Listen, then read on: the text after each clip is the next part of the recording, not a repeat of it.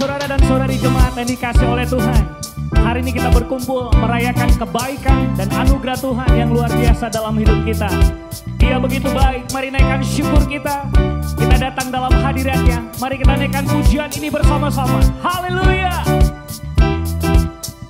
Kasih yang begitu besar, lebih kuat dari dosa. Kasih yang menemukanku, selamatkan dan pulihkanku. Kami naikkan syukur kami, ku naikkan syukurku. Ku tak akan berhenti memuji, meninggikan namamu selalu, menari, memuliakanmu. Dibebaskan, amin. Hidup yang kau beri dan ini hanya untukku. Haleluya. Mari kita bertepuk tangan bagi Tuhan. Terima kasih Yesus.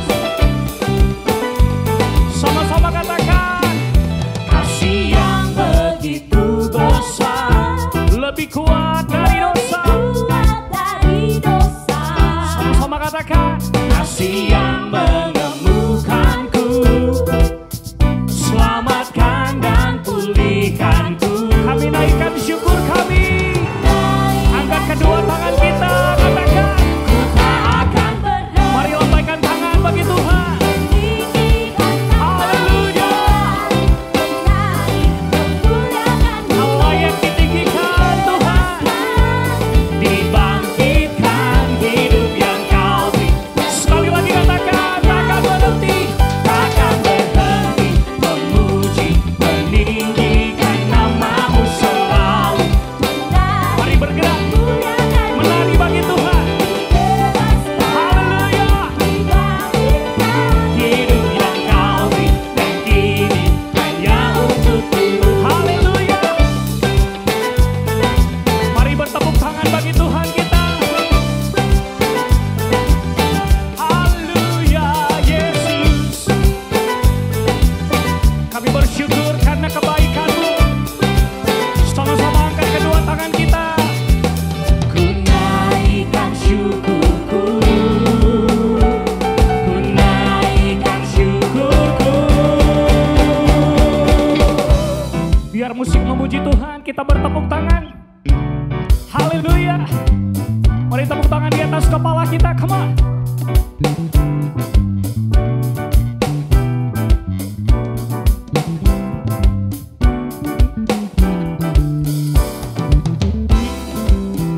Sama-sama katakan, ku tak akan berhenti memuji, meninggikan namamu selalu. Kami mau menari Tuhan. Haleluya. Mari angkat kedua tangan kita. Takkan berhenti Tuhan, takkan berhenti memuji, meninggikan namamu selalu, menari, memuliakanmu. Dibebaskan Tuhan, dibangkitkan hidup yang kau beri dan kini hanya untukku. Takkan berhenti meninggikan namamu. Haleluya. Dibebaskan, dibangkitkan hidup yang kau beri dan kini hanya untukmu. Hidup yang kau beri dan kini hanya untukmu. Haleluya. Berikan sorak-sorai bagi Dia. Haleluya, haleluya. Haleluya. Apapun yang terjadi, kita mau naikkan syukur kita. Amin. Sebab Dia begitu baik dalam setiap kehidupan kita. Saya yakin dan percaya setiap jemaat Tuhan yang menyaksikan ibadah ini selalu ada dalam berkat Tuhan, Amin. selalu ada dalam kebaikan Tuhan yang luar biasa. Haleluya, amin. Amin. Kasih salam kanan kiri, anggota keluarga kita, katakan Tuhan begitu baik dalam hidup kita. Haleluya, haleluya. Puji nama Tuhan. Dan kita tiba di minggu yang keempat di bulan Mei di tanggal 22 dengan tema penghalang bersaksi. Kita mau belajar untuk lebih lagi. Kita mau sama-sama bersaksi bagi Tuhan kita Yesus Kristus. Dan apapun yang menjadi penghalang, kita mau hancurkan, kita mau taklukkan. Karena kita percaya Tuhan kita luar biasa dalam setiap hidup kita. Amin. Yang percaya katakan amin. Berikan tepuk tangan dan sorak-sorai. Biar Roh Kudus bekerja dalam hidup kita. Haleluya.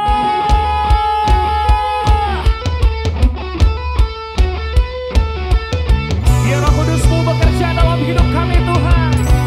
Mari kita beri tepuk tangan bagi Tuhan kita. Haleluya.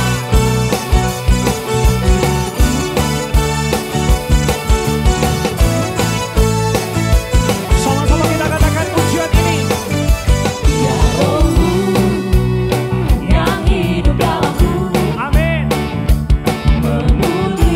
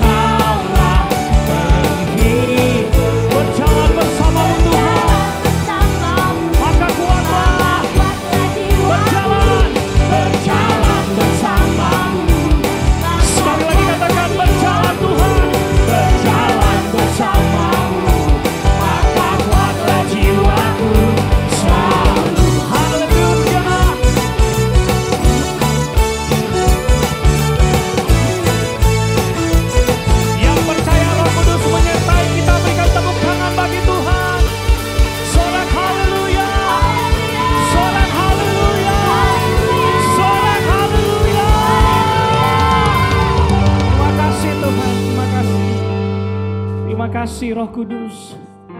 Terima kasih. Engkau penghibur kami. Engkau penolong kami. Engkau sumber kekuatan kami. Mari mengalir Roh Kudus di tengah-tengah kami. Dimanapun kami berada. Saat kami menikmati hadirat-Mu, kuasa Roh Kudus-Mu dinyatakan dalam hidup kami. Terima kasih Tuhan, terima kasih. Mari jemaat Tuhan, kita percaya Dia hadir di tengah-tengah kita saat ini. Angkat kedua tanganmu, angkat suaramu, angkat hatimu. Mari sembah Dia, ucapkan syukur. Roh Kudus dicurahkan, Roh Kudus dicurahkan. Terima kasih Tuhan, terima kasih Yesus. Mari naikkan syukur kita. Biar Roh Kudus Engkau mengalir di tengah-tengah kami. Oh lalalabaya sikap. Terima kasih Tuhan, terima kasih Engkau baik. Mari naikkan syukur kita, angkat sembah kita. Terima kasih Tuhan, haleluya. Kau sumber kekuatan kami Tuhan. Tiada yang lain Tuhan selain Engkau.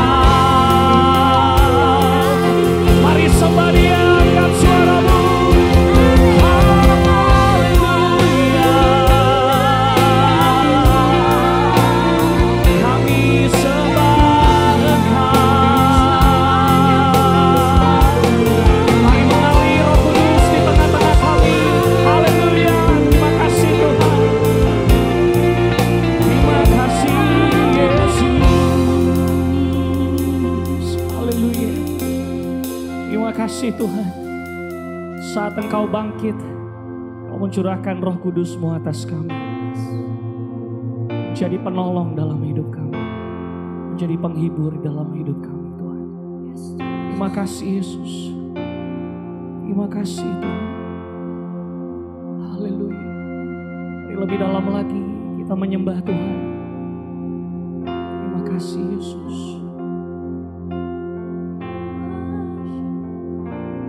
Cast my mind to Calvary, where Jesus bled and died for me.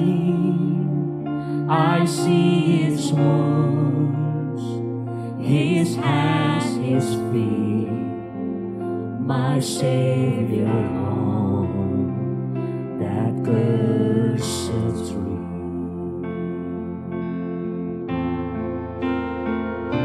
His body bound and drenched in tears, they laid Him down in Joseph's tomb, the entrance sealed by heavy stone.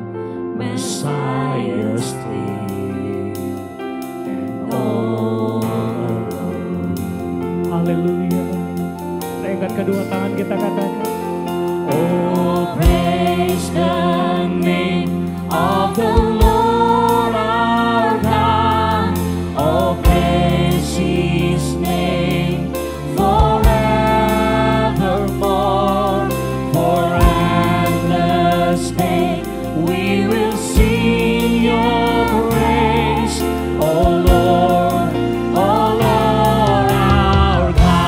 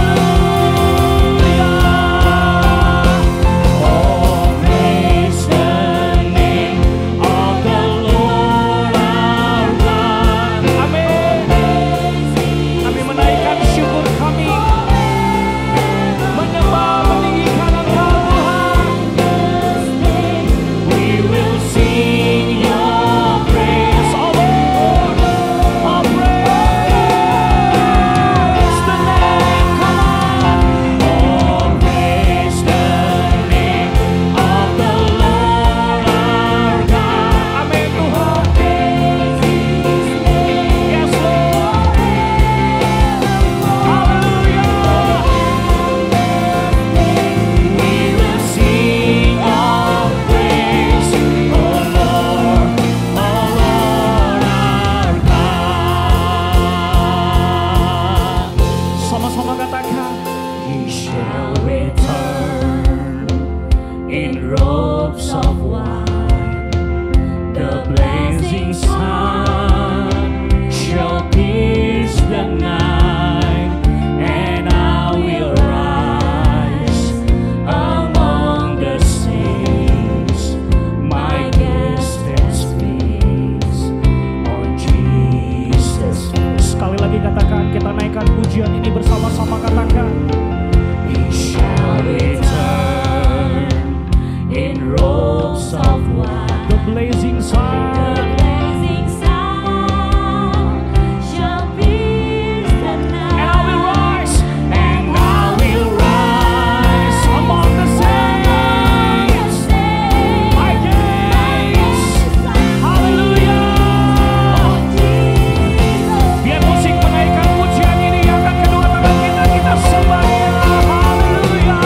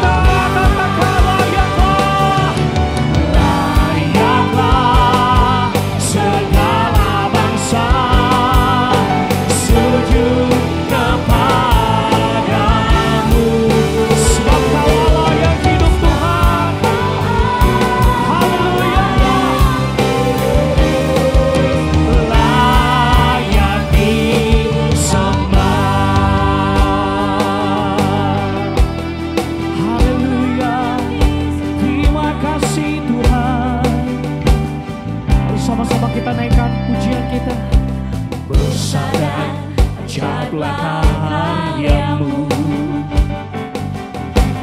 Adil dan benarlah jalanmu, Raja segala bangsa yang maha kuasa, mulia namamu. Sekali lagi katakan, besar dan ajaib, besar dan ajaiblah karyamu. Amin Tuhan, haleluya. adil dan benarlah Terima kasih Tuhan, jalanmu, Raja segala bangsa Raja segala bangsa yang maha kuasa, mulia namamu. Haleluya, katakan, layaklah segala bangsa sujud kepada, sebab Kau Allah yang kudus Tuhan. Haleluya, layak. Sekali lagi katakan, angkat kedua tangan kita, katakan, layaklah segala bangsa sujud kepadamu, sebab Kau Allah yang kudus, layak sebab Kau Allah yang kudus Tuhan, sebab Kau Allah yang kudus, layak. Sekali lagi katakan, sebab Kau Allah yang kudus Tuhan, sebab Kau Allah yang kudus, layak disembah.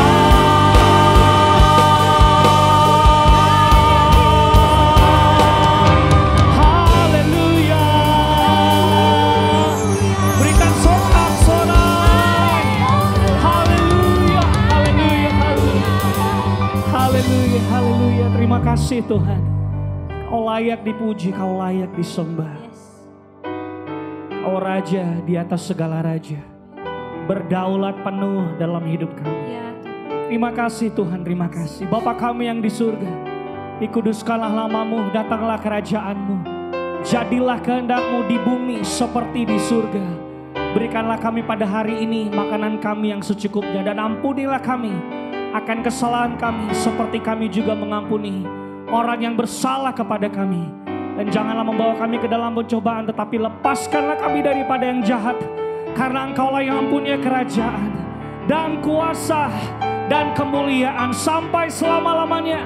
Setiap kita yang sudah dimenangkan di dalam Tuhan, sama-sama katakan amin. Haleluya. Terima kasih Tuhan, terima kasih. Haleluya.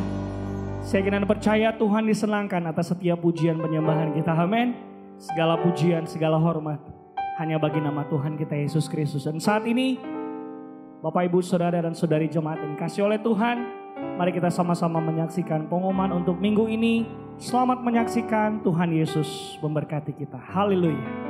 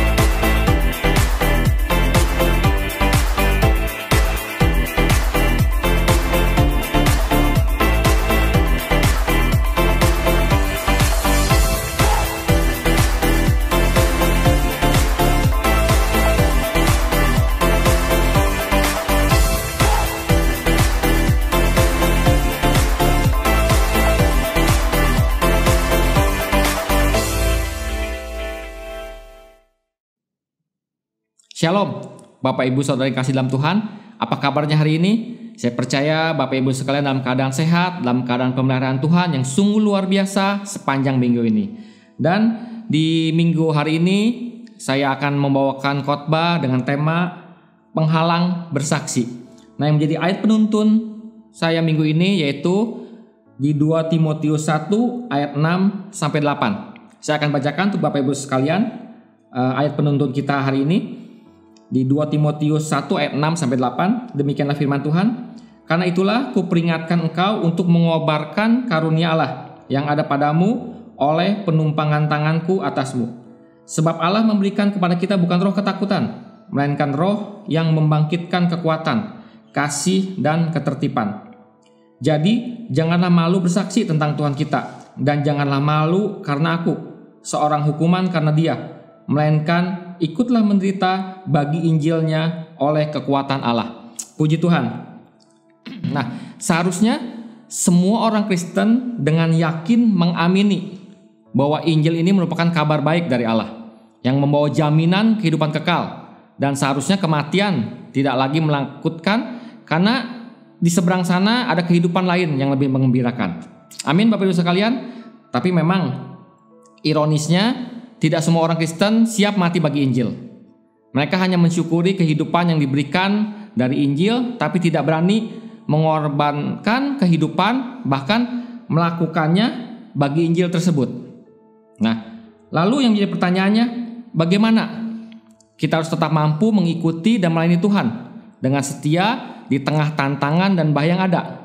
Nah, pertanyaan inilah yang akan dibahas dalam khotbah saya hari ini. Tapi sebelum saya menguraikan ayat penuntun kita secara lebih detail, Bapak Ibu sekalian perlu memahami dua hal terlebih dahulu, yaitu tentang latar belakang nasihat dan makna malu yang terkandung di surat tersebut. Nah, sehubungan dengan latar belakang, banyak teolog Injili meyakini bahwa surat kedua ini untuk yang ditulis Paulus untuk Timotius berkaitan dengan penganiayaan yang makin masif dan intensif yang terjadi di bawah kekuasaan Kaisar Nero pada saat itu. Nah, penganiayaan yang semakin meningkat itu telah banyak memakan korban, termasuk Paulus sendiri mengalaminya, yang pada saat dia menuliskan surat kedua untuk Timotius ini dia sedang berada di dalam penjara. Nah, saat itu juga Paulus merasakan bahwa pemenjaraannya saat itu akan berujung pada hukuman mati. Bapak Ibu sekalian bisa baca di pasal 4 ayat 6 sampai 8. Nah, lalu di tengah-tengah situasi seperti saat itu, beberapa orang yang biasanya mendampingi Paulus atau mendorong Paulus dalam pelayanannya justru berpaling dari dia. Contohnya yaitu Figelus dan Hermogenes. Mereka meninggalkan Paulus karena alasan keamanan, pasal 1 ayat 15. Lalu Demas mengambil keputusan yang sama, meninggalkan Paulus hanya demi kenikmatan dunia, pasal 4 ayat 10. Tapi memang tidak semua sahabat atau teman Paulus meninggalkan dia pada saat Paulus dalam keadaan menderita. Contohnya keluarga Onesiphorus yang tetap dengan setia mengunjungi Paulus di penjara tanpa ada rasa takut, pasal 1 ayat 16. Begitupun dengan Timotius yang tetap terus meneladani kehidupan Paulus, pasal 3 ayat 10 sampai 11. Nah, ayat-ayat itu bisa ibu bapak baca sekalian di rumah. Nah, selanjutnya sehubungan dengan makna malu yang terkandung dalam surat itu, di sini kita tidak boleh memahami atau menafsirkan secara psikologis. Misalnya, malu itu kita artikan dengan arti sungkan atau malu dalam berkata-kata. Malu yang tercemin dalam kata malu di dalam surat itu lebih mengarah ke arti sosial. Maknanya lebih berhubungan dengan aib yang bisa diterima oleh seseorang pada saat itu, sebagai kontras terhadap kehormatan seseorang tersebut. Artinya mereka akan merasa malu atau akan diberi cap atau label sosial negatif.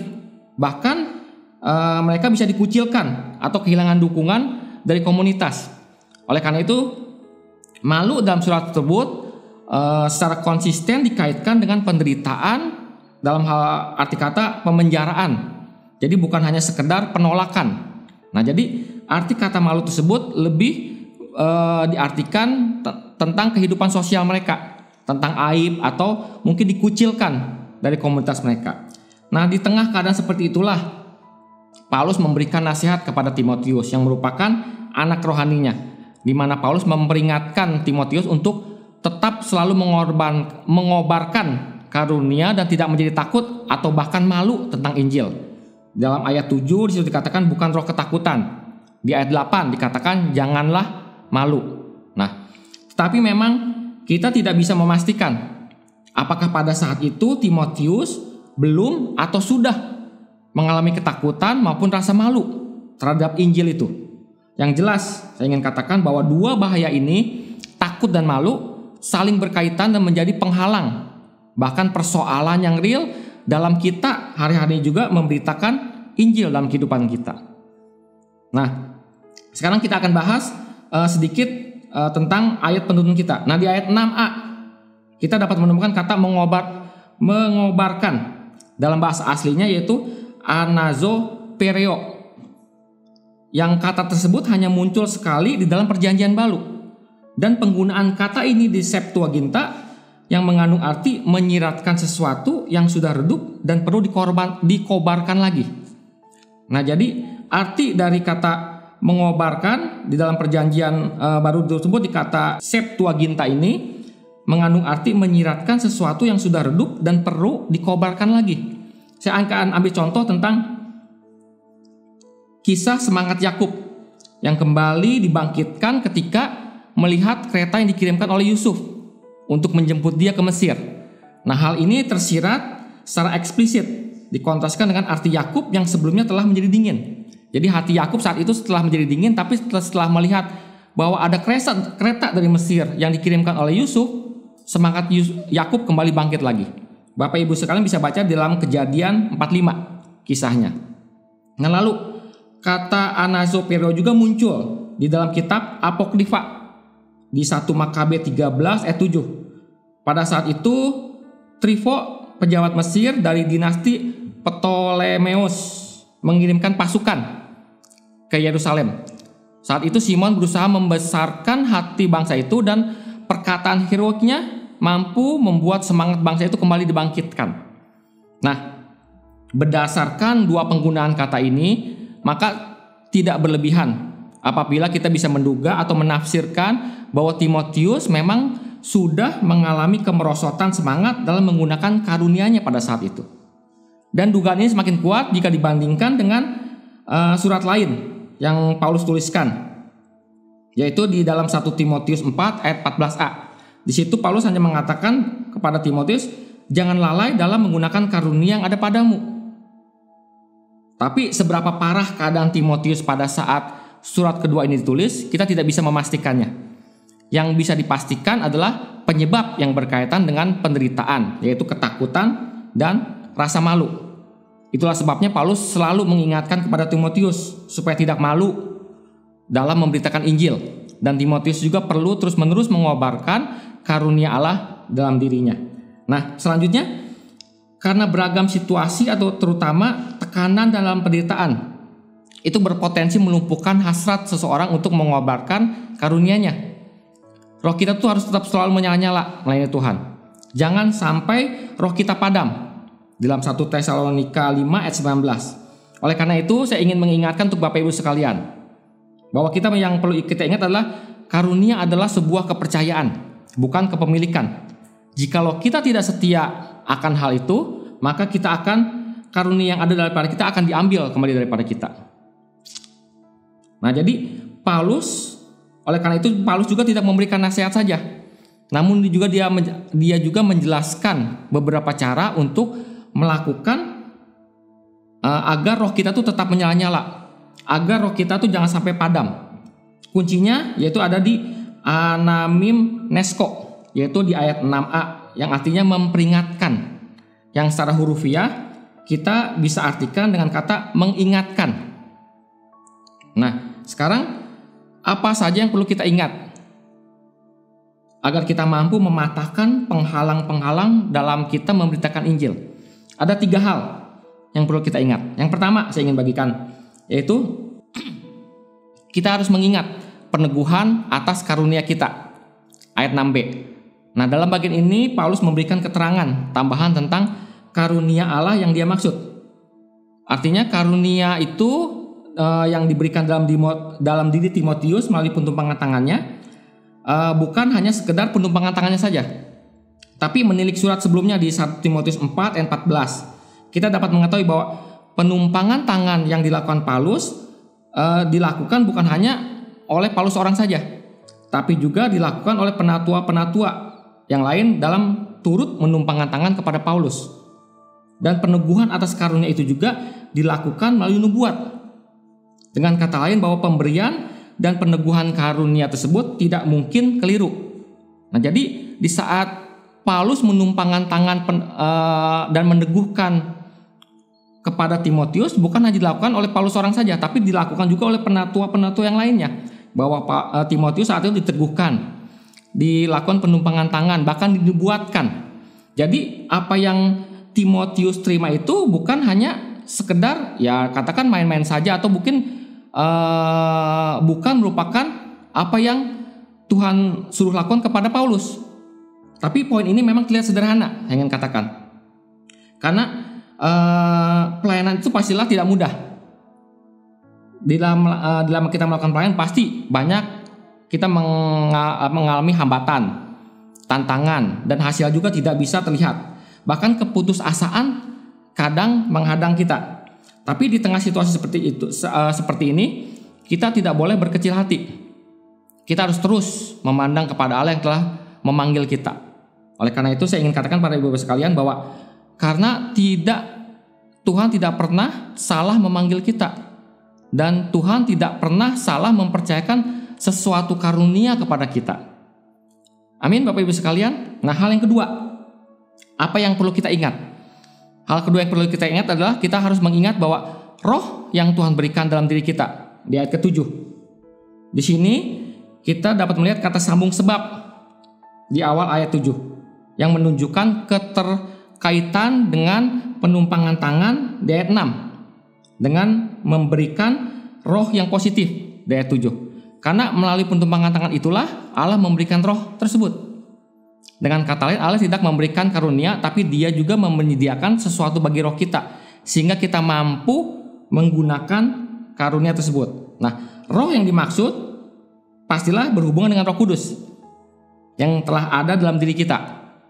Artinya Allah memberikan Roh Kudus sehingga dapat memampukan kita dalam menggunakan karunia tersebut. Nah, karena roh yang memberikan karunia adalah roh yang sama, yang memberikan kekuatan, dinamis, kasih, agape, dan ketertiban atau sopronismos. Maaf. Dan tiga kata ini harus ditafsirkan sebagai kontras terhadap roh yang membangkitkan ketakutan atau delia. Nah, seringkali ketakutan tuh sering membuat kita merasa kecil dan tak berdaya. Benar gak Bapak Ibu sekalian? Sehingga kita perlu mengingat bahwa ada kuasa dalam diri kita yang Allah sediakan dalam diri kita, dan sehingga kita tidak sekerdil apa yang iblis seringkali bisikan di tengah kita. Atau kita bisa melawan setiap intimidasi yang iblis lakukan terhadap diri kita dalam kita melakukan pelayanan, sehingga kita seringkali mengalami ketakutan yang saya sebutkan tadi. Nah, lalu di tengah penderitaan yang sering kita juga hadapi, cenderung mencari kita di tengah penderitaan kita itu cenderung kita mencari kesenangan atau kenyamanan diri sendiri. Artinya kita cenderung kabur dari penderitaan yang seharusnya kita hadapi. Karena apa ya? Karena kita mencari kesenangan saja, mencari kenyamanan diri. Nah, karena itu Allah memberikan kasih dalam hati kita. Kasihlah yang memampukan kita untuk berani terus melayani orang lain, apapun resiko yang harus kita hadapi. Nah, selanjutnya, penderitaan juga seringkali membuat kita tidak konsisten. Benar gak Bapak Ibu sekalian? Penderitaan seringkali membuat kita tidak konsisten dalam melakukan pelayanan. Jadi saat kita melakukan pelayanan, ada penderitaan sedikit, kita bisa kabur. Kita bisa bilang, oh gak tahan. Nah, dalam situasi seperti ini juga Roh Kudus akan memberikan pengendalian diri atau kedisiplinan buat diri kita. Nah, jadi artinya tidak ada dalih untuk kita tidak menggunakan karunia dalam diri kita. Karena Allah bukan hanya memberikan karunia roh saja, tapi juga memampukan roh kita dengan kuasa, kasih, dan pengendalian yang Tuhan berikan dalam kehidupan kita. Nah, selanjutnya hal yang ketiga yang harus kita ingat, yaitu apa? Mengingat bahwa kuasa Allah dalam penderitaan kita. Jadi kita harus mengingat bahwa di dalam penderitaan kita, di dalam penderitaan yang kita hadapi atau yang kita rasakan, ada kuasa Allah yang terus menyertai kita. Nah, ayat ini menjelaskan bahwa karunia di ayat ke-6 berkaitan dengan pemberitaan Injil di ayat ke-8. Bahwa Timotius tidak boleh malu atau bahkan takut terhadap konsekuensinya. Bukan hanya karena dalam dirinya ada roh yang membangkitkan kuasa, tapi juga ada kuasa dalam menghadapi penderitaan. Di ayat 8b dikatakan bahwa ikutlah menderita bagi Injilnya oleh kekuatan Allah. Nah, jadi di saat kita menderita karena Injil, ada kekuatan Allah yang memampukan kita. Ada kuasa Allah yang mampu membuat kita mampu bertahan atau bahkan menghadapi penderitaan, tapi yang disebabkan oleh pemberitaan Injil dalam kehidupan kita. Beda kalau kita menderita karena dosa yang kita lakukan. Tapi kalau kita menderita karena Injil, Tuhan pasti memampukan. Tuhan akan memberikan kuasa pada diri kita. Nah, itulah yang sedang Paulus ajarkan di dalam ayat ini. Memang dia tidak menjanjikan bahwa pemberitaan Injil itu akan selalu berhasil. Artinya pelayan Tuhan tidak kebal yang namanya kegagalan atau penderitaan. Jadi bukan berarti kalau misalnya seorang hamba Tuhan itu dia tidak akan pernah gagal atau dia tidak pernah menderita. Siapa bilang? Hamba Tuhan pun seorang manusia. Gitu. Namun satu hal yang pasti adalah ada kuasa dalam menghadapi semuanya itu. Allah tidak mungkin membawa ke dalam suatu kesulitan tanpa menyediakan kekuatan.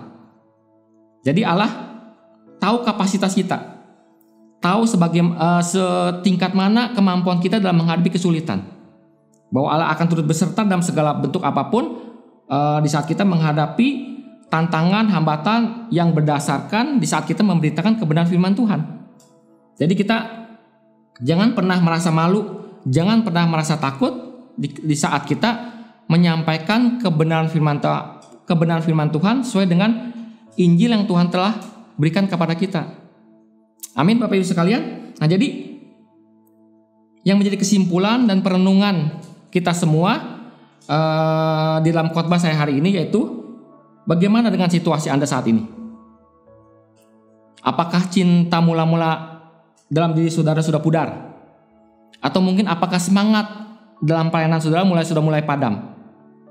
Jika hal tersebut terjadi, ingatlah akan panggilannya. Ingat akan kuasanya, akan kasihnya, bahkan pengendalian atau kedisiplinan diri yang telah dikerjakannya dalam diri kita. Kita harus mengingat bahwa dia selalu menyediakan kuasa di dalam setiap penderitaan yang kita lewati. Karena roh yang membangkitkan Yesus dari antara orang mati adalah roh yang sama, yang memberikan karunia dan kuasa dalam diri kita untuk bersaksi dan sekaligus untuk mematahkan setiap penghambat atau penghalang dalam kita bersaksi memberikan Injil Yesus. Amin, Bapak Ibu sekalian. Oleh karena itu, saya ingin terus mengajak Bapak Ibu sekalian yang saat ini sedang menyaksikan tayangan khotbah hari ini, agar kita semua terus mau memberitakan Injil Yesus dengan hati yang berkobar-kobar, dengan hati yang terus roh yang menyala-nyala. Jangan sampai karena kita berhenti dalam mengobarkan kebenaran firman Tuhan malah dapat memadamkan roh yang ada dalam diri kita. Oleh karena itu teruslah beritakan Injil dengan berani, teruslah beritakan Injil dengan terus antusias. Jangan pernah merasa malu, atau mungkin bahkan kalau kita menderita karena Injil, jangan pernah kita merasa malu. Karena saya percaya bahwa kekuatan, kasih karunia Tuhan akan selalu menyertai kita. Haleluya, mari kita berdoa. Bapa, terima kasih Tuhan, terima kasih untuk hari ini, di mana kebenaran firman-Mu Tuhan boleh kami terima ya Bapa. Di mana kebenaran firman-Mu Tuhan bisa terus Tuhan menjadi rema dalam kehidupan kami ya Bapa. Dan biar Tuhan setiap kami Tuhan bisa terus Tuhan memberitakan Injil kebenaran firman-Mu Tuhan, bisa terus bersaksi dalam kehidupan kami dengan penuh semangat ya Bapa. Jangan pernah ada rasa takut dalam kehidupan kami Bapa. Jangan pernah ada perasaan malu Tuhan dalam kami memberitakan Injil kebenaran firman-Mu Bapa.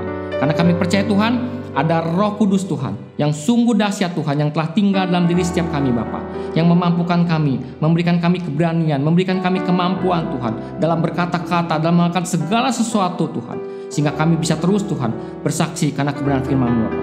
Terima kasih Bapa, hanya di dalam nama Tuhan Yesus Kristus kalau kami berdoa dan mengucap syukur. Haleluya Tuhan.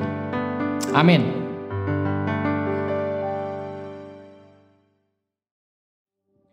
Shalom Bapak Ibu, Saudara dan Saudari jemaat yang dikasihi oleh Tuhan. Tiba waktunya saat ini kita akan memberikan persembahan, baik persembahan persepuluhan dan persembahan lainnya untuk memberkati pelayanan di Gereja Oikos Bogor. Mari kita memberikan persembahan kita dan setiap kita dapat memberikan persembahan lewat tayangan di bawah ini. Dan sebelum kita memberi yang terbaik bagi Tuhan kita Yesus Kristus, mari kita satukan hati kita berdoa untuk persembahan kita saat ini. Mari kita berdoa. Kami mengucap syukur oleh karena anugerah dan kebaikan-Mu dalam hidup kami. Kami telah dengar firman-Mu Tuhan, dan kami percaya Engkau Bapa yang begitu mengasihi kami dan memberkati kami. Tiba waktunya Tuhan, kami memberi yang terbaik bagi Engkau di dalam persembahan kami. Kuduskan, sucikan persembahan kami, biar boleh dipakai untuk alat kerajaan-Mu Tuhan di tempat ini, di kota kami. Bahkan bagi bangsa kami Indonesia, kami siap memberi dengan sukacita karena kami percaya Tuhan luar biasa baik dalam kehidupan kami. Haleluya, setiap kita yang siap memberi persembahan, sama-sama kita katakan amin. Puji Tuhan, Bapak Ibu saudara sekalian Tuhan.